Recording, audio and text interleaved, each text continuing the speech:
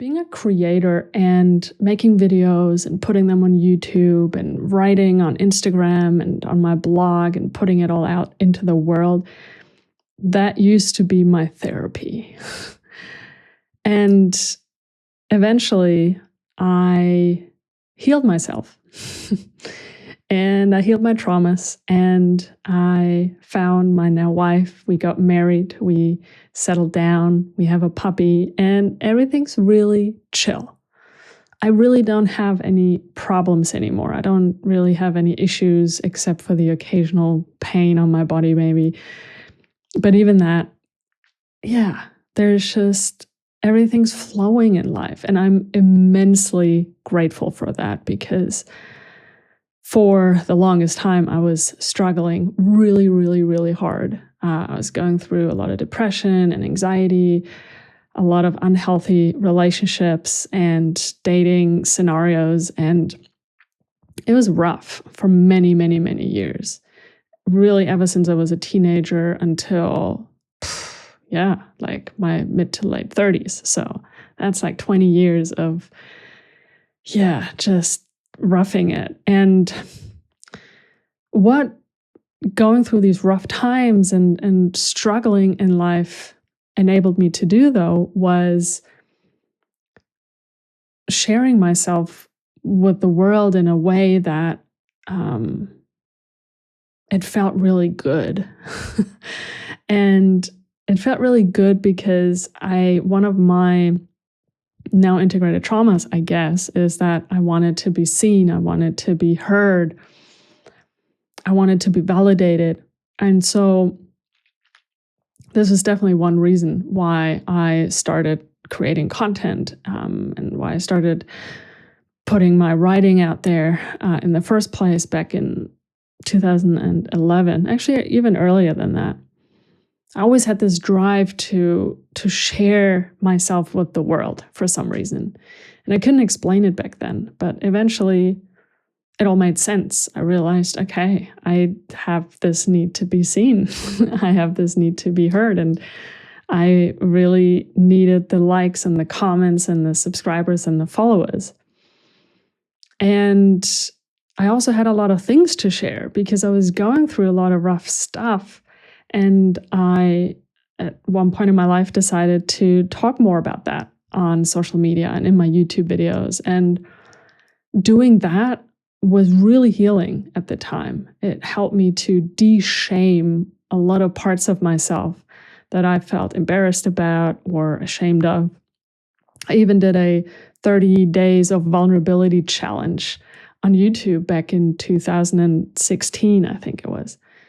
And so now that my nervous system is healthy, now that my life is stable, my relationship is healthy, my days, they flow with ease, I don't have that much to process and to reflect on all the time.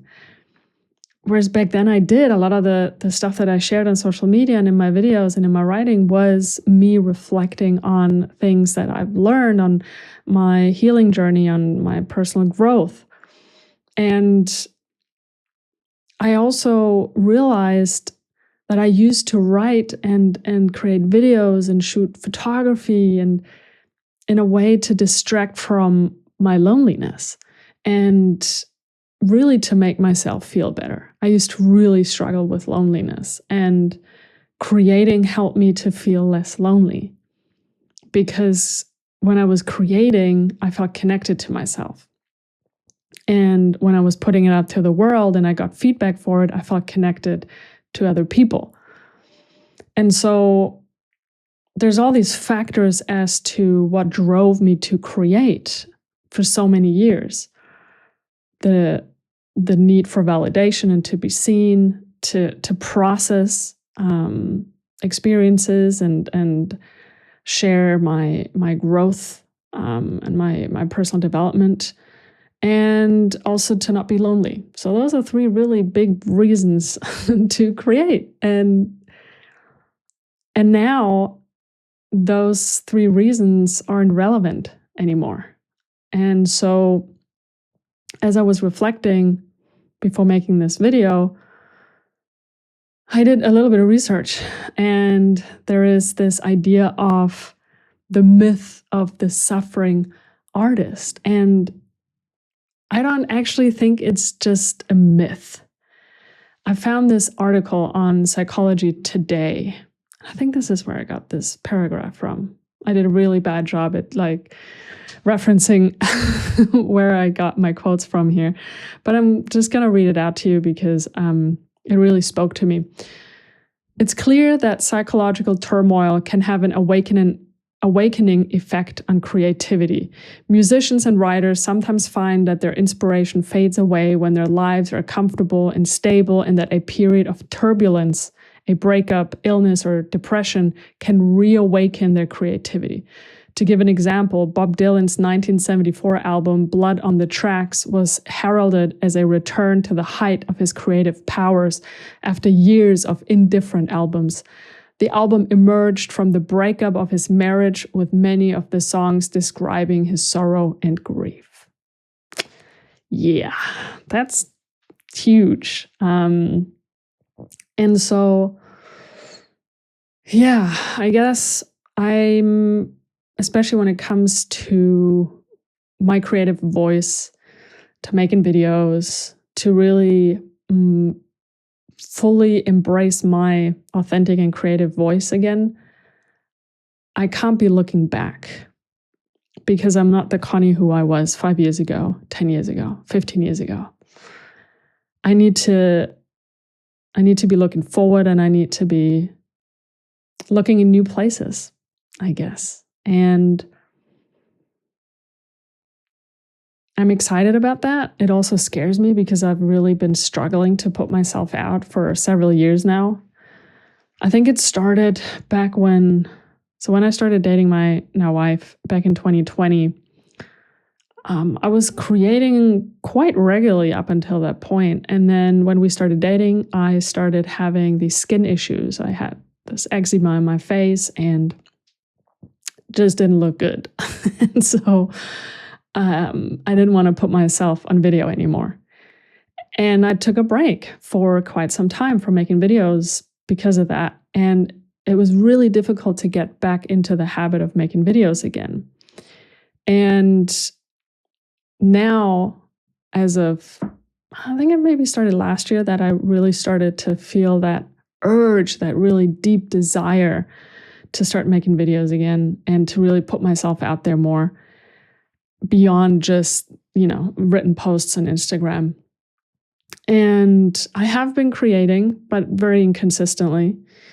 And one of the main reasons is that there is a part of me that's grown to be it's grown to be very perfectionistic and just keeps looking at what I've produced and created in the past and believes that what I created in the past was better than what I'm able to create now. That's one thing. And the other thing is that, there just isn't that drive that I used to have that really pushed me to create very consistently, that came from a place of suffering, but also from a place of, I was mainly single for so many years. And so I had all this time on my hands, and I was living in apartments and houses and whatnot where I had a lot of space to create and there was no one there. And now that's different. I live in a house with my wife and our dog, and I find I need very specific circumstances to make videos, for example. Like, there's a part of me that feels like I don't want anyone to hear that I'm making a video. It's really strange, but that's something that keeps me from making videos sometimes. And even now, my wife is downstairs. I'm sure she's hearing me talk. I don't think she can actually hear the words that I'm saying, but just that in itself is strange. And that's something that, by making more videos and making them very regularly, I hope to get over it. And it's gotten much better because I do record Instagram reels and things like that regularly. Her office is just across the hallway. So, I have gotten over that bit, but not enough yet to really create consistently. And I know that sometimes it holds me back. And And also because I don't just want to be recording here in my little studio office. I'd like to, record in other places around the house maybe, or outside. And that's a place where that's a point where I'm not quite there yet. But that's something I want to challenge myself to do more of. And I think those are the main issues that I'm facing right now, in terms of creating. And I read these other 2 sentences that I want to read out. Oh, actually 4. Okay. Creativity seemed to serve both as a coping strategy and an expression of personal growth. That's exactly what it was in my case. It was a coping strategy and it was an expression of my personal growth. Yeah. And then another one, life's lowest moments can hold our greatest potential for creativity and transformation. Oof, yeah.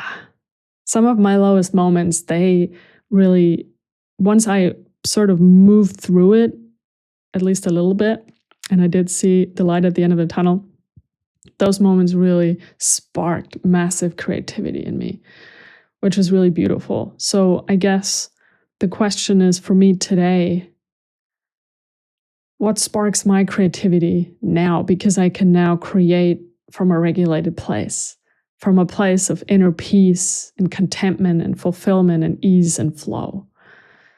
What does creativity look like for me now, creating from this place, from this grounded place? Those are questions that I'm asking myself, and I don't have the answers yet, but we'll find out. I think I can only find out as I keep creating. I'm not going to find out these answers in my head, thinking about it or just journaling about them. And so another sentence that really spoke to me was, trauma can break us down, but it can also break us open. Ooh. And I think my traumas in terms of my creativity, they were rough. They were rough to integrate and heal from, but they really broke my creativity open. They really allowed me to embrace Connie the creator, Connie the artist. And for that, I'm immensely grateful. And lastly, when the wall of pain becomes a door of opportunity, the worst of times can bring out the best in us. Yeah, the worst of times can bring out the best in us. And I guess that speaks to the myth of the suffering artist. And there's actually a book that was written about suffering artists, and it's called When Walls Become Doorways. So I think those 2 quotes that I just read out were actually from that book. It's by Toby Zausner, and I'll link it below the video, as well as the Psychology Today article. And yeah, hope maybe you got something out of this video. Maybe someone else is out there struggling in the same way. In any case, thanks for watching, thanks for listening, and I'll see you soon. Peace.